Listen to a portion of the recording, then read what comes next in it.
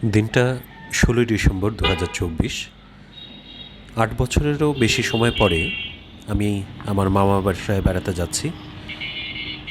মূলত আমার পরিবারে আমার মেয়েদেরকে নিয়ে, সাথে আমার স্ত্রী এবং মা ছিল। আমার মেয়েদেরকে গ্রামের পরিবেশ দেখানো, ওদের খুব বেশি যাওয়া হয়নি, সেখানে থাকা হয়নি।